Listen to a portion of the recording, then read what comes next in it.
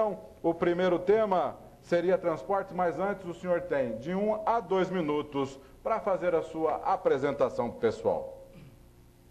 Boa noite a todos. Eu queria cumprimentar o Alan, a Sandra, o Adilson e o Márcio e por essa atitude pioneira. Desse dia em diante ficará na história esse dia. Pela primeira vez na nossa região tem uma primeira sabatina com os candidatos a deputados estaduais. Para mim, Carlos Andrade, que sou candidato pelo Partido Verde, com o número 43773, sou uma opção verde ambiental da região, sou um candidato ficha limpa, me sinto muito à vontade, com muito orgulho, fui convidado, estou aqui, entendo que são atitudes como essa que fazem a diferença na nossa sociedade e que permite que o eleitor tire as suas dúvidas, veja nos seus candidatos, nos seus representantes, a prática do voto consciente. Entendemos que tem muitos artistas, muitos palhaços, muitos comediantes, muitos jogadores de futebol que estão disputando a eleição. Mas eu entendo que lugar de circo é no circo, de palhaço é no circo, de jogador é num campo de futebol. E na política são as pessoas que têm comprometimento com as causas sociais, com as questões das suas cidades, mas, acima de tudo, com o povo da região, que é um povo trabalhador, ordeiro e merece o respeito de todos os candidatos que forem colocar o seu nome para apreciação. Então, imbuído deste propósito, estou aqui nessa noite e quero mais uma vez saudar a atitude de vocês por terem essa iniciativa, mais uma vez, pioneira na nossa região. Meu boa noite a todos vocês aqui. Ok, candidato, então nós vamos iniciar nosso tema, que será transporte. Adilson de Oliveira. Candidato Carlos Andrade. Em julho, o governador Alberto Goldman autorizou o lançamento do edital das concessões dos trechos sul do anel. O contrato prevê que a tarifa inicial pode chegar a R$ 6,00 no caso do Rodoanel Sul. O pedágio. Gostaria de saber a opinião do senhor sobre a cobrança e sobre um possível aumento do tráfego na região, particularmente em Taboão da Serra, por conta do pedágio que seria cobrado. É uma pergunta bastante interessante. Eu que fui secretário dos transportes, estive na Câmara de Osasco em 2008 contra a questão do pedágio no Rodoanel. Primeiro, quando o ex-governador falecido Covas era vivo e se fez os 171 quilômetros do Rodoanel, não se falava em pedágio. E eu ainda fiz uma colocação que com certeza ele se revirou no túmulo, porque o governador que o sucedeu implantou as praças pedagógicas de uma forma sem um estudo. O pedágio é caro. Se você partir de um princípio que em janeiro passou por Taboão em torno de 950 mil veículos, e em junho, 6 meses depois, está se passando em Taboão da Serra, pela Rez Bittencourt, 4,5 milhões de veículos com destino ao Rodoanel, nós não temos dúvida que é um volume muito, mas muito grande para a ocupação da malha viária. Entendemos que os dois processos de concessão, que já estava do governo passado, herdado hoje pelo então governador Alberto Goldman, onde ele tem que fazer os dois trechos, que interliga Mauá, inclusive, com o que está feito, vai dar uma vazão muito maior na questão viária, do transporte de carga.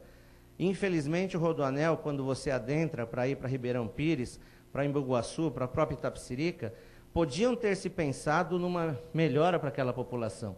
Você fazia 2 ou 3 alças que fossem implementadas, daria a oportunidade das pessoas desses municípios andarem 10, 20 quilômetros a menos e chegarem às suas casas com 1 hora antes. Mas a questão dos pedágios, como foi a sua pergunta, eu sou terminantemente contra. Eu acredito que o pedágio é necessário, mas tem que ser um estudo de uma forma clara e num preço pagável. Cada vez que você aumenta uma alíquota de pedágio, você incide sobre o produto que está sendo transportado, o preço, e quem paga a conta é nós, a população, a sociedade paulista. Ok, então, Sandra Pereira, assunto é transporte.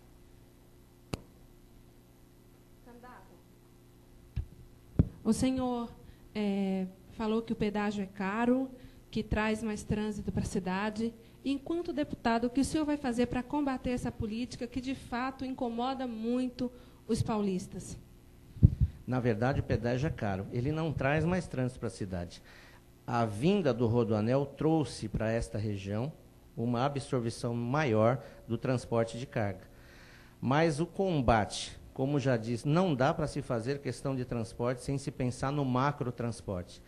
O número de carros que a indústria automobilística coloca mês a mês é um absurdo, mas ninguém deixa de comprar carro.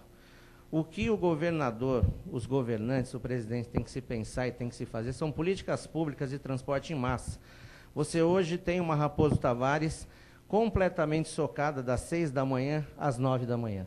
Qual é a solução para Raposo Tavares? O monorreio já está sendo discutido, inclusive, desde os primórdios de 2006, quando do Plano de Integração do Transporte Urbano, PITU 2025, nós, com assento naquela agremiação, discutíamos o transporte para 2025.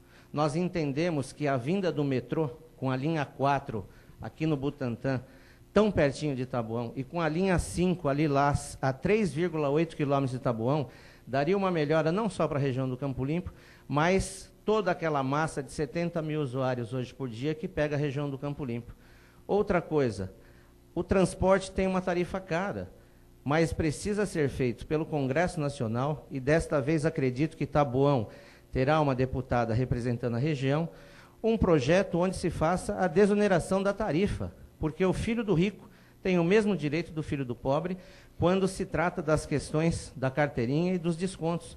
E nós entendemos, se tirarmos as alíquotas do pneu, do petróleo, ou a própria carga tributária, facilitando que o empresário tenha uma diminuição, desonera-se a tarifa, dê uma condição para a população fazer o ida e vinda, seja por metrô, seja por trem, seja a questão do transporte rodoviário, com uma forma mais abrangente, mais eficiente.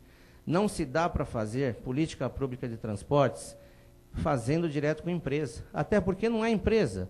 O que é a Empresa Metropolitana de Transportes Urbanos, que é a gestora do sistema de ônibus, e que ali tem o quê? Uma foi feita e um consórcio ganhador. No nosso caso, Intervias, que é o consórcio ganhador, que é o responsável pela nossa região. Agrega-se a isso a questão de ter uma alíquota tributária violenta e onde, mais uma vez, quem acaba pagando a conta é o usuário do transporte. O governo do Estado errou quando atrofiou as PPPs, quando não permitiu que as parcerias públicos-privadas pudessem vir ao encontro da nossa região, porque acabou-se com a questão da Secretaria dos Negócios Metropolitanos, e nós sabemos que essa região, todos os municípios, estão dentro da região metropolitana, e isso fez com que o governo não discutisse com os prefeitos e com os vereadores uma política pública de transportes que fosse ao encontro de mais de 1 milhão de habitantes na nossa região. É uma pena a tarifa nesse preço, mas é uma pena não ter pensado num transporte que fosse ao encontro das massas. Ok, candidato. Nós vamos passar agora para o tema segurança pública. Alan dos Reis. Carlos Andrade, você, como vereador de Taboão da Serra, você participa da Comissão Permanente de Segurança de Taboão da Serra. Uma das lutas que Taboão tenta já há muitos anos é conseguir o distrito policial no município. O que você não conseguiu como vereador pode conseguir como deputado? Na verdade, os 20 quilômetros de Taboão, hoje, falando na questão de Taboão, porque a pergunta é pertinente ao Taboão, como deputado estadual eu vejo a polícia como macro-polícia. O entendimento de Taboão já deveria ter um segundo distrito. Foi apresentado nos idos de 2000, mais de 10 mil assinaturas do Vale do Pirajussara, para a implantação de uma segunda delegacia na Estrada das Olarias, onde o secretário de Segurança Pública, um omisso na época, uma pessoa, ao meu modo de ver, que não respeitou sequer um posicionamento de uma greve de fome de um dos vereadores daquela oportunidade, onde nós só queríamos um canal de interlocução com o governo do Estado. Para fazer dois comentários. Primeiro, uma cidade com 200 mil habitantes não pode ter um único distrito policial. Segundo, como deputado, precisamos aparelhar. As delegacias precisam estar hoje na era da informática, na era da internet. Eu ouvi aqui a questão do escrivão que falta na delegacia. Eu acho que não falta só escrivão, falta vergonha na cara de quem comanda uma secretaria pública que tem hoje a verba que se tem no orçamento e que se coloca por uma ausência dos deputados estaduais que deveriam representar essa região, colocam-se aqui a responsabilidade nos consegues, as responsabilidades que muitas vezes é um papel de algema, porque as pessoas trazem à luz, trazem a realidade, o consegue faz o seu papel e não tem uma estrutura governamental. A ausência de um deputado trouxe um prejuízo, não a ausência do sentido de fato, porque de fato nós o temos, no sentido de direito, da atuação, no sentido de cutucar o então secretário para que ele veja essa região como um todo, não só na implantação do distrito. Nós temos aqui áreas para fazer a polícia montada, nós temos aqui que equipar melhor a PM, porque se fala muito e segurança não se faz com um discurso, segurança se faz com recurso, e muito recurso. Porque quando você põe a polícia na rua, que eu defendo, melhores soldos, melhores capacitação. Quando eu falo que às vezes eu defendo o bico institucionalizado, porque nós temos que entender que hoje existe o bico de forma não institucionalizada e que podia ter uma política de segurança pública clara, onde o comando da Polícia Militar tivesse um melhor entendimento com o comando do policiamento civil, não se acabando as polícias, que isso eu acho utopia, mas se buscando, ao longo de conversações, uma melhora na segurança, porque o povo, como um todo, independente de qual das 645 cidades, eles buscam estar na rua e fugir do miliante, fugir do assaltante. E eu só conheço uma pessoa apta para isso, é a Polícia Civil e a Polícia Militar, que sempre teve e terá o meu respeito. Ok, candidato. Candidato. Adilson Oliveira.